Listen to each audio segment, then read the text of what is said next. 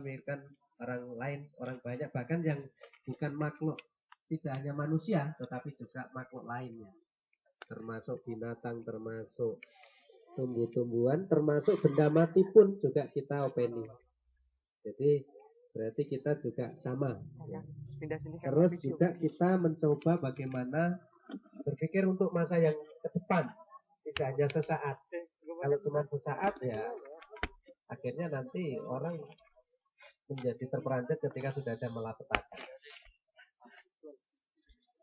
Nah, saya akan menjelaskan bagaimana terkait dengan pemberdayaan masyarakat yang ada di Sukunan ini.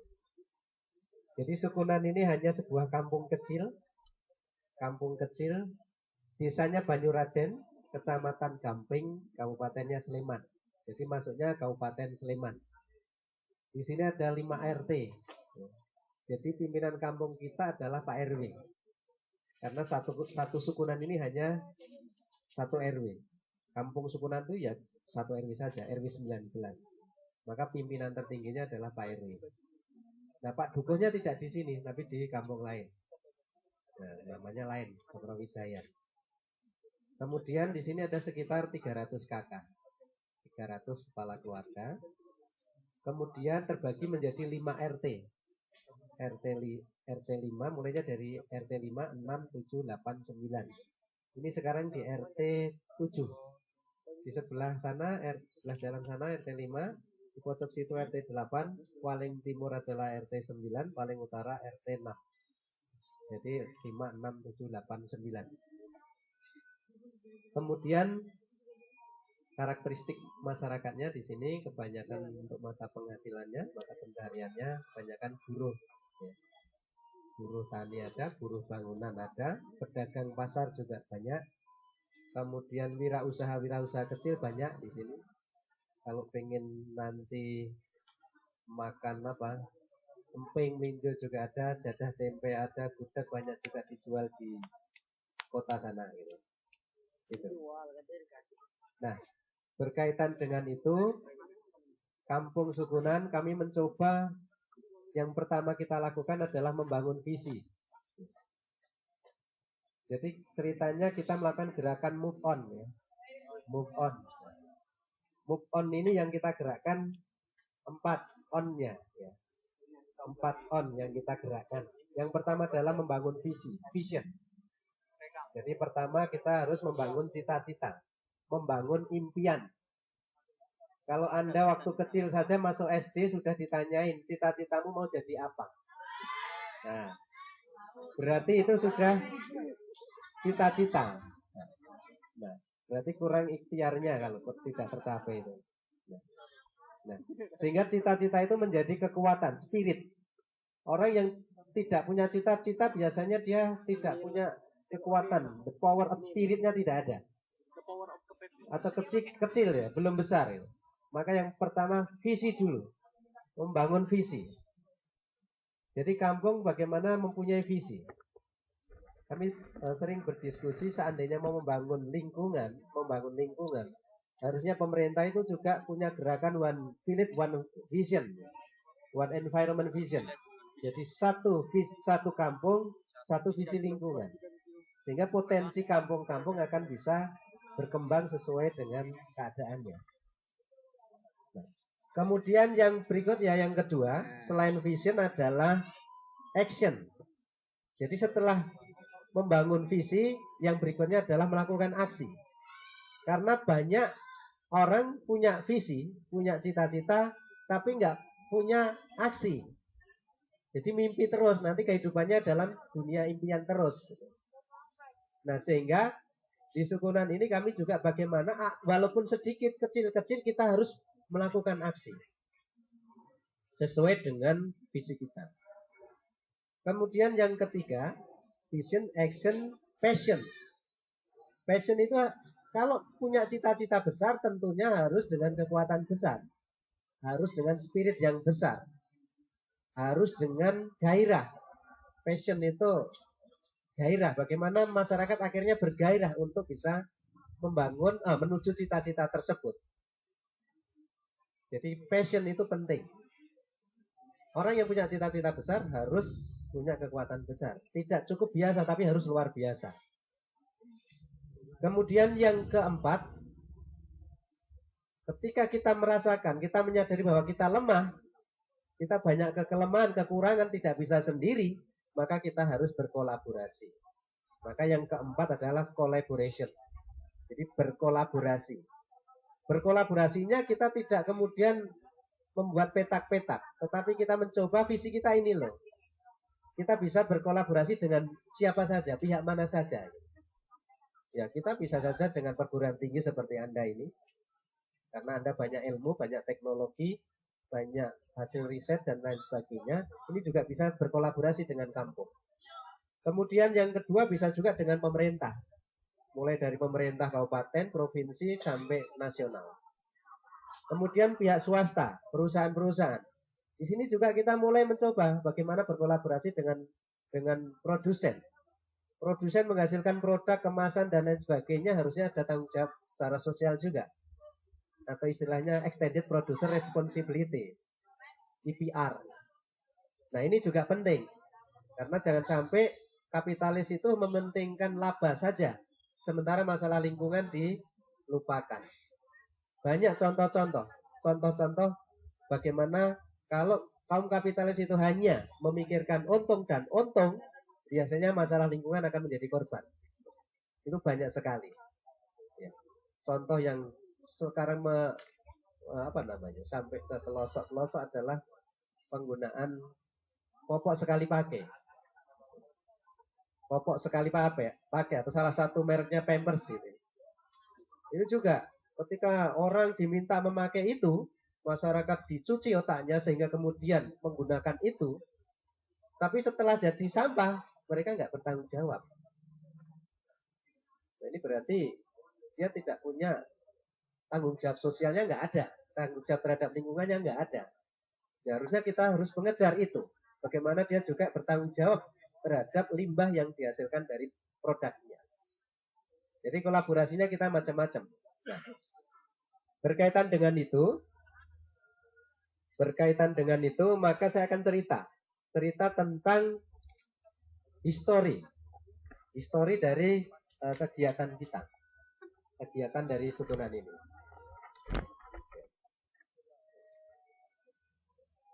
Jadi ceritanya saya sendiri pendatang di sini. Saya pendatang di sini. Saya tinggal di RT 8. Saya dari Gunung Kidul.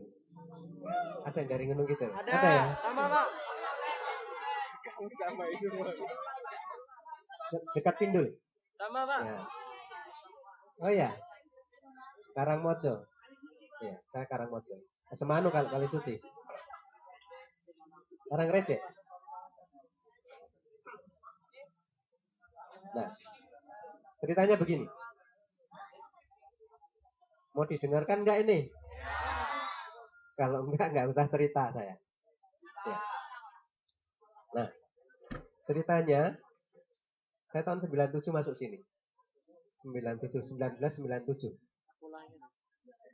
Lahir belum? Belum ya. Nah, ketika itu sebelum di sini saya tinggal di mertua. Mertua saya di Donegaran, dekat alun-alun utara. Nah, waktu di daerah kota, tinggal di kota, itu masalah sampah selesai dengan bayar. Misalkan kita bayar, nanti sudah ada petugas yang ngangkutin setiap bulan. Begitu masuk sini, saya sebagai keluarga kecil di sini saya bingung. Pertama, di sini masalah sampah belum terjamah oleh pelayanan sampah dari pemerintah. Kemudian belum ada penggerobak, belum ada orang yang mengumpulkan sampah, belum ada. Nah, sayangnya saya hanya punya lahan sempit, jadi saya hanya bisa beli tanah sedikit kecil, sehingga untuk rumah saja sudah kecil, gitu. Sehingga nggak bisa menempatkan sampah saya di halaman rumah. Sementara tetangga saya masih banyak yang luas-luas. Sehingga ini menimbulkan kebingungan bagaimana ini mengatasi persoalan seperti ini. Hanya masalah sampah awalnya. Ketika saya bincang-bincang dengan teman-teman, bisa nggak kita coba daftarkan ke Dinas Kebersihan Sleman untuk mendapatkan pelayanan seperti di kota. Tapi beberapa teman kemudian kayaknya nggak bisa di sini karena masih punya lahan-lahan luas di sini. Jadi sulit kalau harus membayar iuran atau retribusi sampah untuk menyelesaikan sampah itu. Waktu itu memang solusi di keluarga saya solusinya adalah saya bawa ke kampus. Kemudian saya dosen ceritanya. Ya, saya di Poltekkes ini, di Politeknik Kesehatan. Nah, ketika itu saya ketika membawa sampah setiap hari ke kampus, ke kantor, istri saya nyindir saya. Katanya dosen jurusan kesehatan lingkungan. Ya. Tetapi kok masalah sampah cuman menyerah dengan hanya membawa ke kampus. Dan di sana ada TPS, tempat penampungan sampah sementara. Apa nggak malu sama mahasiswanya yang ngajarkan tentang sampah, yang ngajarkan tentang lingkungan itu? Ilmumu di mana? Apakah hanya di tataran lisan saja? Ya. Atau hanya di otak, tapi nggak pernah terlaksana? Implementasikannya enggak. Nah akhirnya saya aku malu. Jadi saya terus terang malu juga. Oh ya benar ya. Apa maknanya ilmu kalau kita tidak manfaatkan untuk orang lain, orang banyak. Nah dari situlah terpanggil. Jadi terus terang dari yang belum peduli kemudian terpanggil. Nah momen terpanggilnya itu macam-macam. Mungkin saat ini sudah ada yang di antara adik-adik ini sudah terpanggil lama. Tapi mungkin ada yang belum. Nah, jalan panggilan hati untuk peduli masalah sampah itu juga macam-macam. Di sini juga kita pelajari banyak. Yang tadinya belum, terus akhirnya iya, tapi banyak jalan. Apa yang menyebabkan kemudian mereka ikut. Nah, dari situlah kemudian yang ada di benak saya waktu itu adalah, bisa nggak ya menciptakan sistem pengelolaan sampah yang mandiri oleh masyarakat, tidak tergantung pemerintah. Karena konsekuensinya kalau kepada pemerintah kita harus bayar iuran sampah, retribusi sampah. Sementara di sini tidak memungkinkan. Maka yang kami lakukan waktu itu adalah saya belajar dengan pemulung. Saya mengamati, saya studi tentang pemulung. Dan itu menarik. Dari pemulung yang ada di permukiman, jalanan, pemulung kelilingan, ada pemulung yang berada di TPS, tempat penampungan sampah sementara, sampai ada pemulung yang ada di TPA, tempat pembuangan akhir, di Piungan sana. Ada yang Piungan? Ya.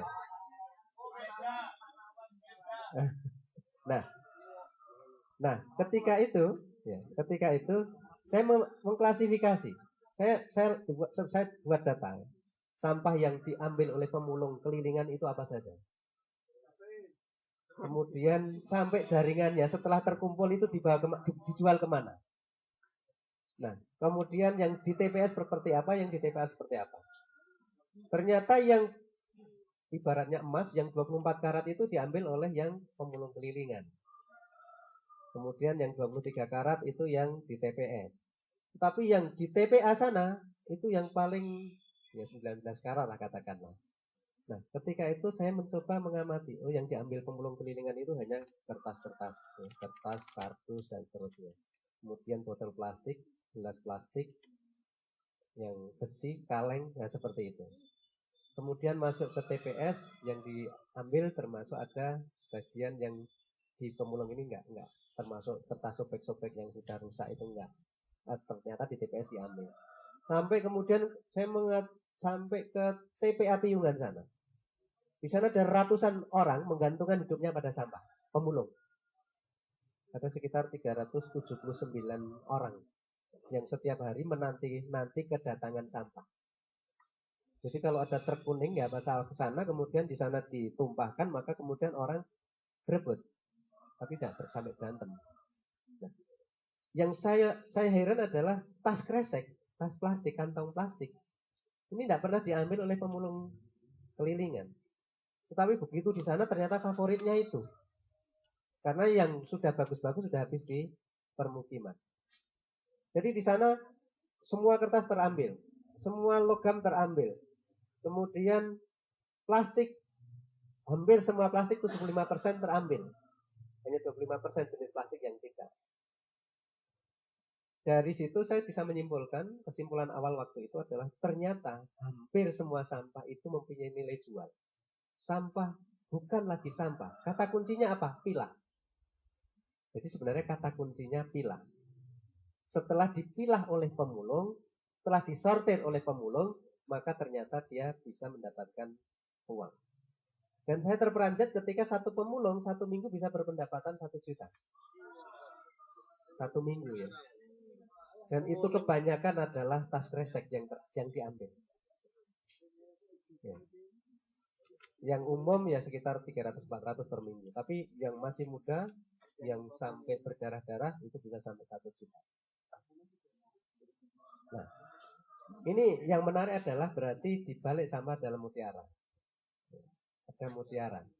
Hanya ini pendekatannya, kalau itu pemilahannya, sortirnya berada di ujung akhir, end of pipe. Ya. Jadi berada di ujung akhirnya. Nah, kemudian saya berpikir, seandainya pemilahannya di ujung awal,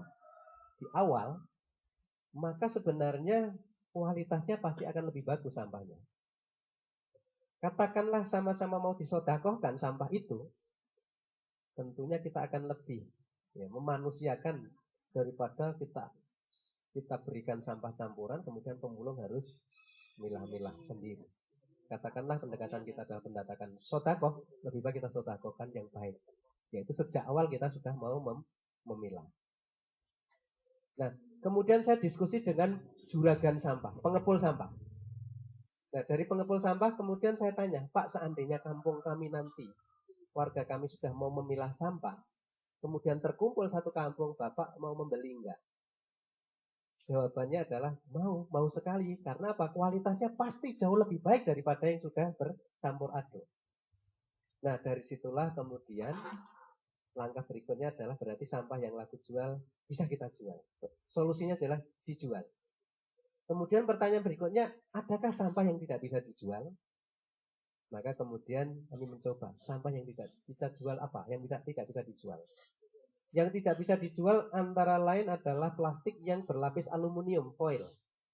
Contohnya bungkus coffee mate, Milo, bungkus-bungkus makanan kecil, ciki dan seterusnya. Nah, ya itu karena ada lapisan aluminium foilnya, maka itu termasuk kategori yang tidak laku dijual. Kemudian sampah yang berikutnya styrofoam, gabus styrofoam. Kalau kita beli elektronik, televisi atau apa, kulkas, ya itu ada bantalannya. Nah, itu gabus styrofoamnya. Itu juga nggak laku jual. Ya. Kemudian sampah organik, sampah-sampah sisa makanan dan lain sebagainya. Nah, terhadap sampah yang tidak laku dijual ini kemudian apa solusinya? Solusinya harus ada ini, sehingga harus ada pendekatan juga teknologi. Teknologinya apa? Jadi pemberdayaan masyarakat juga tidak bisa lepas dari teknologi. Teknologi yang nanti yang tepat guna. Maka kemudian waktu itu istri saya coba mendekati dari sisi kerajinan. Makanya kemudian nanti kalau kita keliling, kita akan menjumpai ada plastik-plastik bungkus-bungkus tadi, kemudian dirubah menjadi aneka macam kerajinan. Kemudian untuk gabus styrofoam juga kita olah di sini. Gabus styrofoam kita olah nanti jadi batako, jadi rumah korban gempa 2006. Di sini ada banyak yang kita bangun dari sampah styrofoam. Ya, jadi batako, jadi pot bunga, bahkan jadi dinding. Kemudian untuk yang organik, sama sisa makanan dan sebagainya, akhirnya kami mencoba menemukan alat komposter. Ya seperti ini. Nah, ini contohnya. Nah, jadi intinya suatu persoalan kemudian harus ada solusinya. Solusinya alternatifnya macam-macam. Setelah ketemu sebuah konsep penyelesaian masalah, problem solvingnya, maka konsep itu harus direalisasikan. Direalisasikan dulu. Maka waktu itu kami mencoba menyelesaikan dulu di rumah. Artinya kami menerapkan dulu di rumah. Saya tidak langsung ke masyarakat, tapi konsep itu harus betul-betul diimplementasikan, dilaksanakan, diterapkan. Waktu itu kami terapkan dulu di rumah tangga. Ya, mencoba memilah sampah menjadi seperti ini. Nah, ini yang non organik kita bagi 3. Yang golongan keras-kerasan, botol, kaleng, logam, kaca, ini masuk golongan 1 ini. Jadi termasuk botol aqua walaupun plastik, ini kita masukkan yang bagian keras-kerasan, yang keras, botol, kaleng, logam, kaca. Kemudian yang golongan plastik tipis kita sendirikan di sini. Kemudian yang kertas-kertasan, kertas ya, bukan kertas-kertasan tapi kertas betulan, ini juga kita sendirikan. Nah, waktu itu kita coba komitmen keluarga dulu. Jadi komitmen kalau dalam level mikro tadi pribadi kita, bagaimana kita membangun kepedulian di pribadi kita, maka langkah berikutnya adalah ke meso. Level meso itu kita coba keluarga. Maka kita berkomitmen dalam satu keluarga, ayo kita mencoba mulai menerapkan sistem pemilahan sampah di rumah. Kemudian juga istri saya mencoba membuat kerajinan. Saya mencoba membuat kompos. Nah, pengalaman itu penting. Karena kita kadang-kadang nggak punya pengalaman mau menggerakkan orang, itu menjadi gampang. Ketika ada persoalan ditanyakan sudah bingung, karena belum pernah merasakan. Maka saya menerapkan sistem, saya punya prinsip satu keteladanan lebih berharga daripada 1000 nasihat.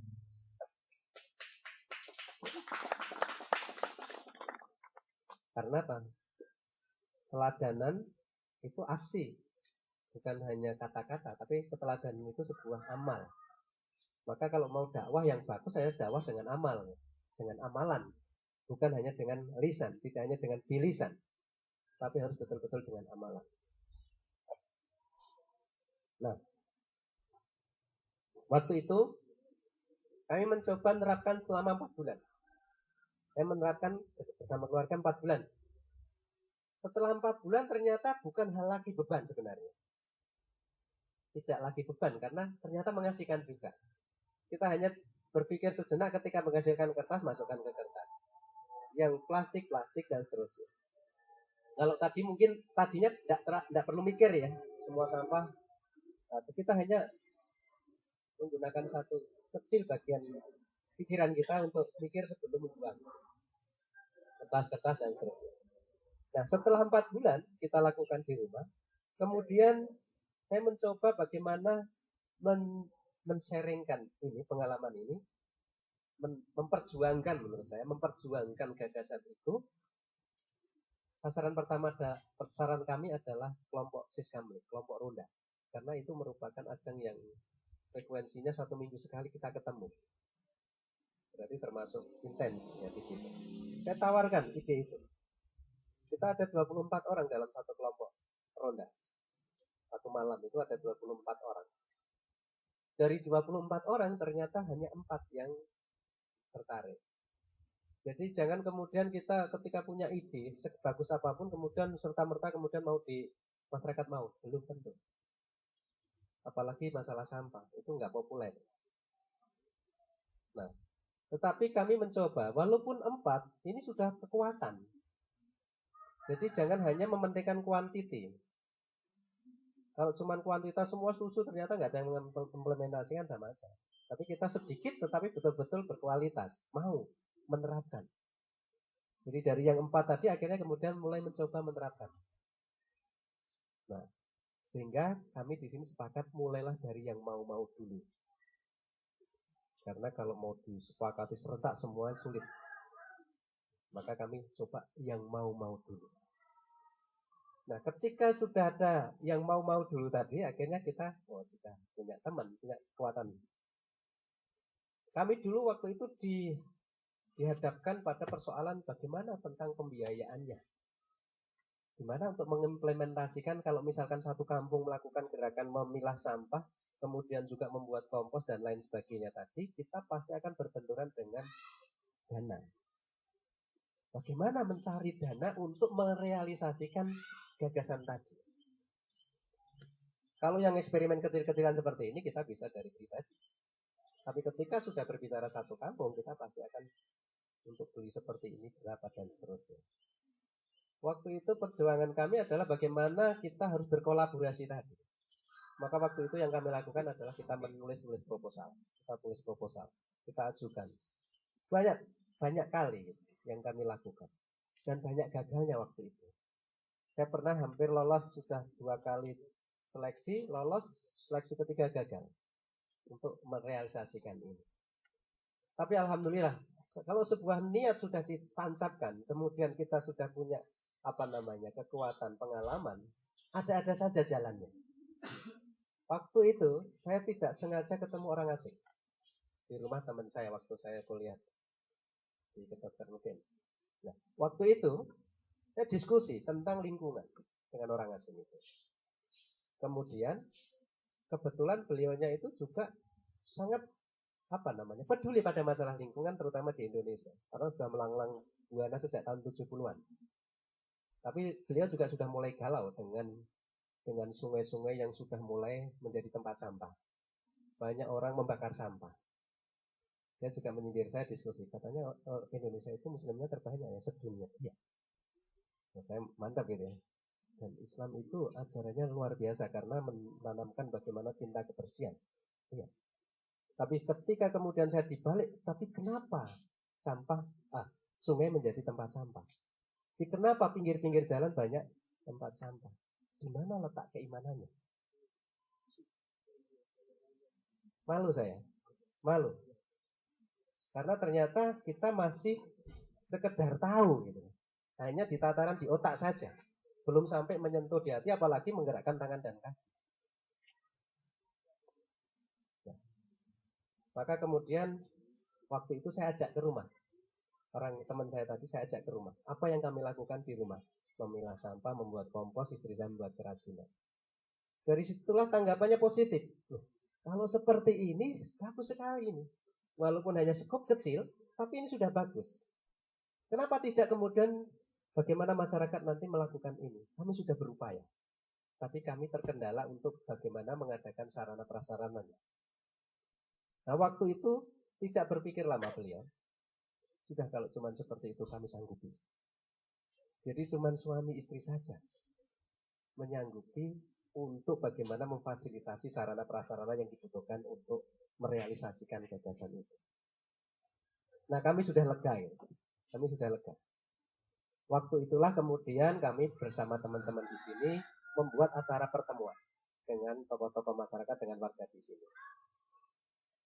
Intinya apa? Bagaimana nanti ide ini kita paparkan ke lingkup yang lebih luas, yaitu masyarakat. Kita paparkan. Waktu itu biasanya masyarakat itu butuh bukti. Tadi keteladanan tadi. Nah, buktinya apa kalau nanti sampah itu laku jual? Buktinya apa kalau sampah organik itu bisa menjadi kompos? Maka waktu pertemuan saya sudah hadirkan. Pengepul sampah yang mau membeli sampah itu sudah saya hadirkan di pertemuan itu. Pertemuan tanggal 19 Januari 2004. 19 Januari 2004 kita paparkan itu. Saya juga undang teman saya yang orang bule tadi. Saya hadirkan juga di pertemuan. Ini loh, sudah ada beliau nanti yang akan memfasilitasi kita untuk sarana prasarana.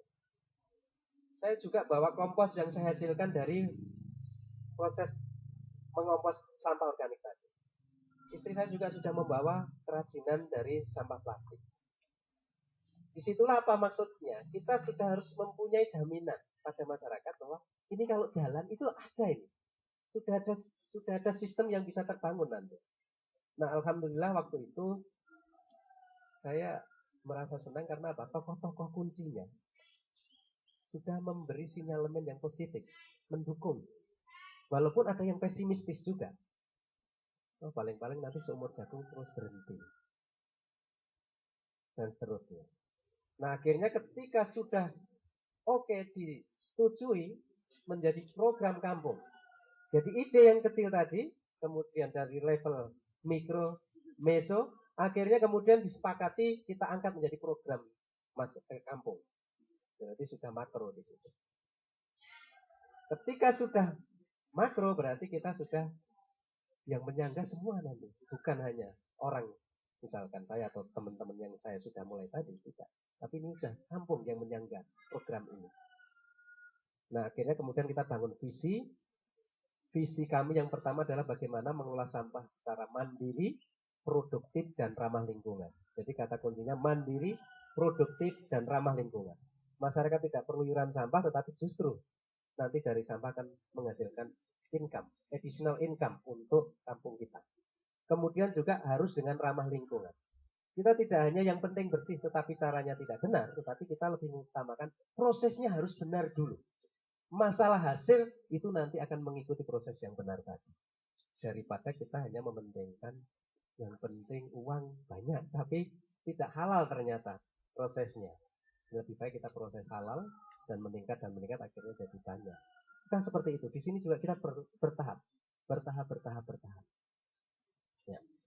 Nah, akhirnya setelah jadi program kampung, kemudian kita membangun visi, kemudian kita buat program-program.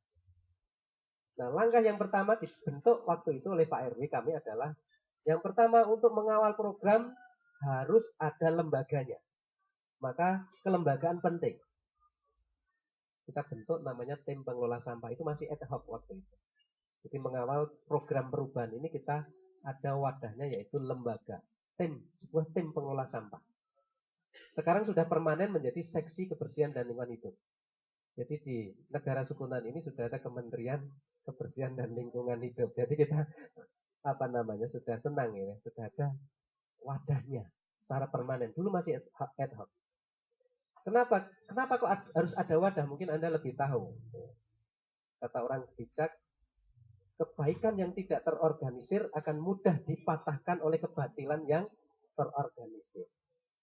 Kalau ini kita anggap baik, kalau tidak ada wadahnya kita akan lemah.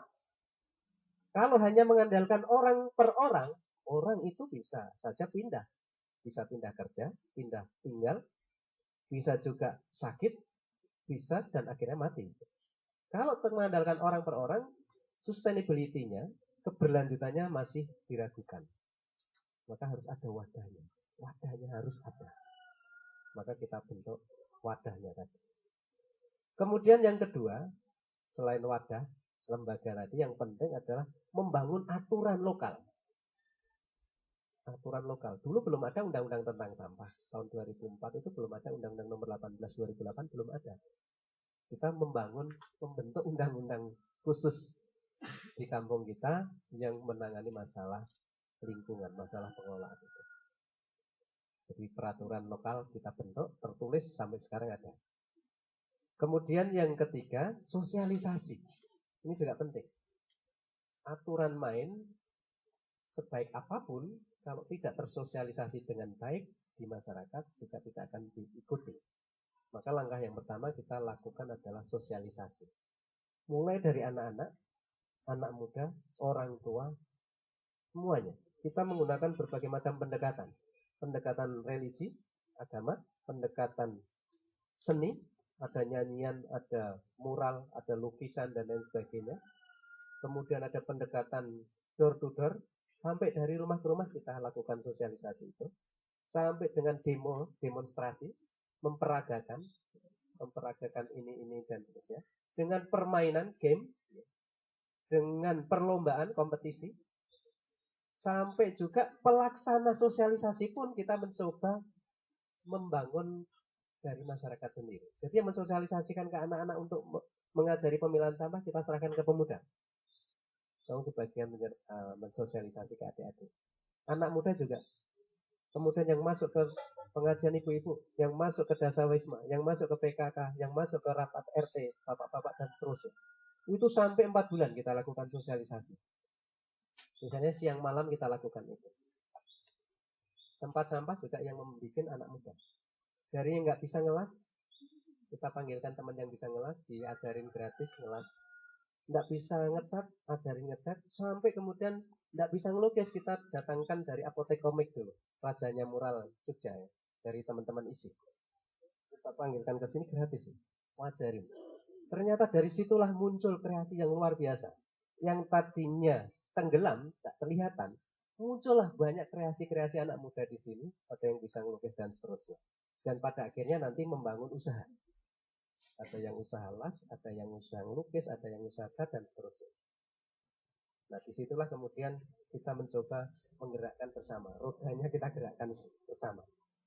Jadi setelah kemudian tersosialisasi, kita bangun sarana prasarana juga di sini. Kemudian kita gerakkan awal untuk segera melakukannya itu. Jadi kata kuncinya, suatu gerakan perubahan memang biasanya diperlukan orang yang mau mengawali atau starter perubahan. Kendaraan seperti apapun baiknya, kalau tidak di starter, maka tidak akan hidup dan tidak akan bergerak. Maka kita perlu yang mengawali, starter dulu. Siapa yang mau berkorban menjadi mengawali ini? Kemudian yang kedua adalah harus ada yang mengawal. Ngawali dan ngawal. Nah, ngawal itu harus continuously. Jadi harus berkelanjutan, tidak boleh berhenti.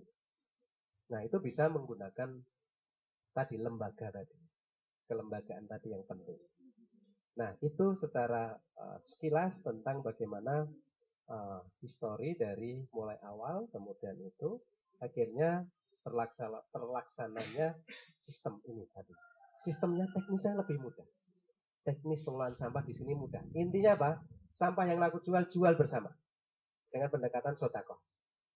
Ayo kita sodakokan sampah kita yang sudah terpilah untuk kita, untuk pembangunan kampung kita. Kemudian sampah yang tidak laku dijual, kita kembangkan pendekatan unit-unit usaha. Di sini unit-unit usaha banyak yang bergerak di bidang pengolahan sampah. Ada sekitar 7 unit usaha, Pak.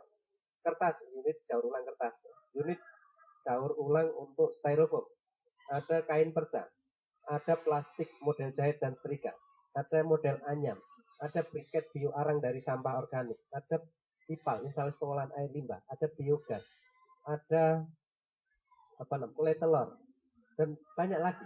Ini adalah kalau kesejahteraan sosial, disitulah sebenarnya nanti muncul kesejahteraannya ketika gerakan sosial itu menumbuhkan usaha-usaha kreatif, produktif dari masyarakat itu. Jadi menurut kami penyelesaian ekologi, penyelesaian lingkungan bisa mengawinkan ekoto kalau kita menyebutnya, ecological economic. Jadi pendekatan ekologi ya, ekonomik ya. Jadi disitulah letak ketika sesuatu gerakan lingkungan bisa sustain. Ketika sudah juga ada dampak terhadap masalah ekonomi. Berkembang, mulailah kemudian orang berdatangan. Jadi orang berkunjung ke sukunan ini biasanya belajar bagaimana memilah sampah, bagaimana mengolah sampah, dan seterusnya. Akhirnya ditangkap oleh warga kita, ini menjadi peluang baru.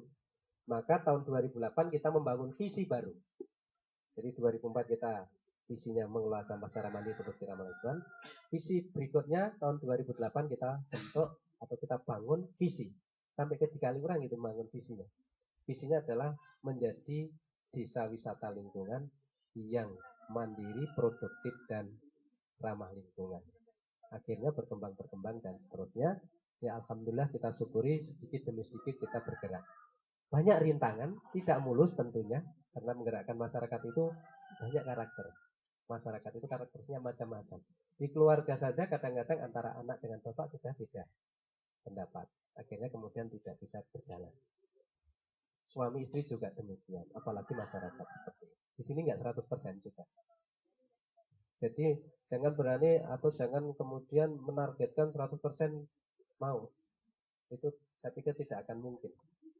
Namanya masyarakat. Nabi dan Rasul saja tidak bisa 100% membawa ke satu titik. Pasti ada yang ya maka kemudian ya sudah lakum dinukum waliyadin itu. Kalau sudah nggak bisa ya jalanmu apa silahkan lanjutkan. Tapi nanti suatu ketika mungkin kita akan menjadi satu. Saya pikir itu sebelum ke lapangan, nanti untuk teknisnya kita ke lapangan saja karena tidak perlu dijelaskan dengan kata-kata, nanti observasi, diskusi dengan para pelaku langsung di sana. Ada pertanyaan sebelum keliling? Tidak ada? Ya, silakan.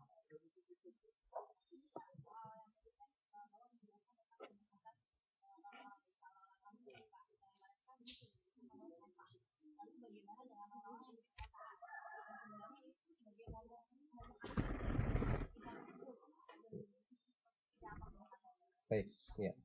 Ya, bagus. Pertanyaannya sulit dijawab ya. Jadi pendekatannya memang yang level paling dasar adalah dengan edukasi. Harus kita tanamkan edukasi itu. Itu tidak mengenal baik orang desa maupun orang kota. Harus basicnya ada dulu, fondasinya ada dulu, yaitu ilmu pengetahuannya. Kenapa kok orang di sini misalkan, kok nggak boleh bakar? Kok nggak boleh bakar sampah? Kenapa? Ilmiahnya apa? Kalau sampah zaman dulu kebanyakan sampah organik, dedaunan.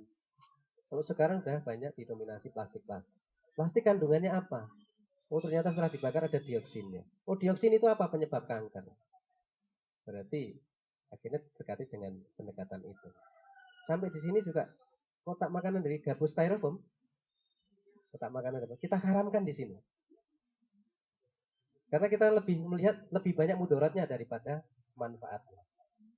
Yes. Gabus styrofoam dari level ekonomi saja ketika dibuang ke tempat sampah nggak ada pemulung yang ngambil. Beda kalau nasibnya adalah kardus. Kardus tempatkan tempat sampah pasti banyak pemulung yang ngambil. Artinya tidak menjadi sampah tetapi menjadi uang bagi pemulung. Tapi kalau gabus styrofoam menjadi masalah sampah. Dibakar bahaya karena ada CFC-nya. Senyawa CFC ya. Itu pelobang ozon, penipis ozon. Berarti ujung-ujungnya ya katarak, kemudian kanker kulit karena filter sinar ultraviolet B-nya tidak tertangkap di situ.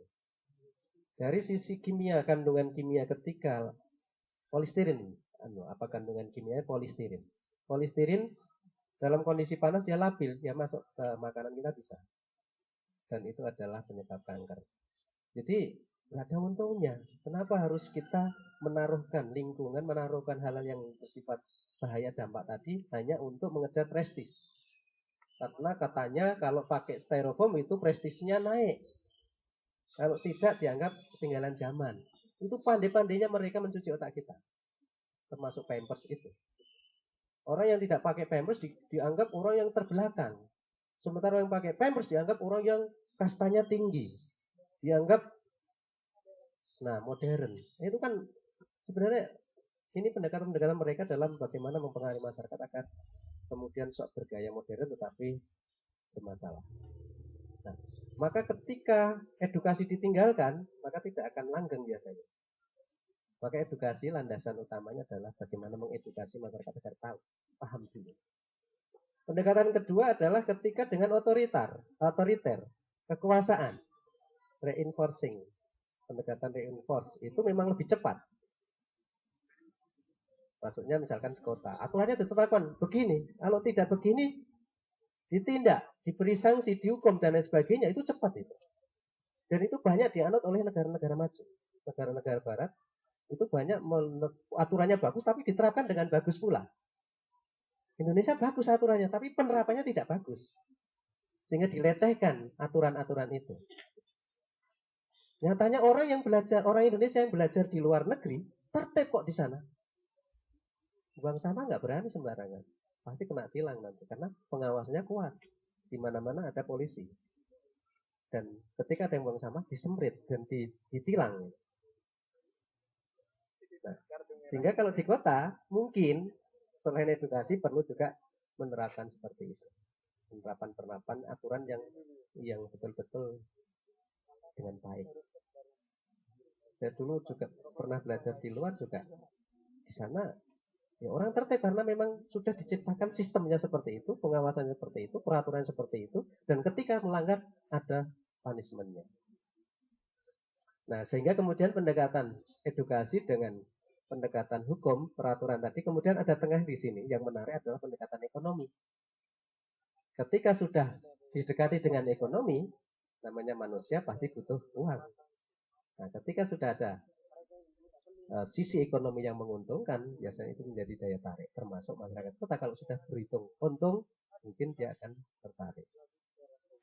Tapi beda-beda. Kalau di Kalimantan udah beda lagi. Kalimantan orangnya penghasilannya tinggi-tinggi, ngapain ngurusin sampah? Saya bayar berapa bisa gitu. Nah, beda. Jadi pendekatan untuk masalah sampah ini tidak bisa dicampur aduk antar wilayah. Karakteristik masyarakat berbeda-beda. Ya. Jadi kalau mau usaha ya usaha sekalian besar kalau di daerah-daerah yang termasuk kategori kaya itu. Kalau uang Jawa, sidik-sidik diopeni gitu. Kecil-kecil udah diopeni. Masalah sampah enggak seberapa kita masih openi. Dan yang paling penting sebenarnya adalah kita jangan sekali-sekali terjerumus bahwa untuk sampah itu pasti menguntungkan dari sisi ekonomi. Kita akan bisa terjerumus kalau seperti itu pendekatannya, hanya ekonomi. Karena apa? Kalau tadi pandangannya 100.000 menurut saya sedikit. Mungkin ya orang begitu. Tapi orang lain besar. Kalau sampah itu hanya selain 100.000, berarti yang penting hanya untuk beberapa orang saja yang menganggap itu banyak. Ya ekonomi itu, nah kalau kami sampah itu ya anak kita. Kalau kami mengumpamakan anak kita ada nyawa dan itu. Tapi sampah itu juga hasil karya kita. Maka jangan sekali-sekali kita menyia-nyiakan sampah karena itu anak kita. Anak kita yang tidak bernyawa. Muatannya apa? Yang kita bangun adalah tanggung jawab kita. Orang yang berani menghasilkan sampah harus berani bertanggung jawab terhadap sampah yang dihasilkan. Saya pikir itu ya. Mungkin kalau sudah tidak ada nanti bisa keliling sekalian bertanya-tanya dengan teman-teman yang lainnya. Kurang lebihnya mohon maaf. Assalamualaikum warahmatullahi wabarakatuh. Waalaikumsalam warahmatullahi